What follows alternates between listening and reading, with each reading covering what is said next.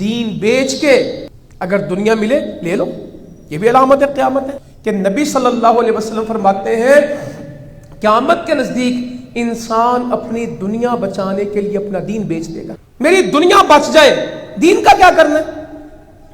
بچہ اس ایسے ملک میں بھیجو، اس کو نماز ملے نہ ملے، اس کو حلال ملے نہ ملے، اس کی نظر کی حفاظت ہو نہ ہو، وہ قرآن پڑھ سکے نہ پڑھ سکے، اسے مسجد ملے نہ ملے، اسے یونیورسٹی اچھی ملنی چاہیے، اس کو جاب اچھی ملنی چاہیے۔ ہمارے بچوں کا مستقبل، ہمارے بچوں کا کیریئر جنت ہے یا دنیا کا کوئی ملک؟ وہ ہم جنت کے ویزے لگوا رہے ہیں یا دنیا کے ملکوں کے ویزے لگوا رہے ہیں؟ اب تو ویزے بھی نہیں لگوا رہے، ڈنکیاں لگا لگا کے کشتیوں میں ڈوب رہے ہیں، لاکھوں روپے اس بات پہ لگ رہے ہیں کہ دنیا بن جائے۔ میرے بزرگوں، بھائیوں، بہنوں، جس کی آخرت نہیں بنتی اس کی دنیا بھی نہیں بنتی، اور جس کے دل کو سکون نہیں ملتا اس کو پیسے بھی اذیت دیتے ہیں۔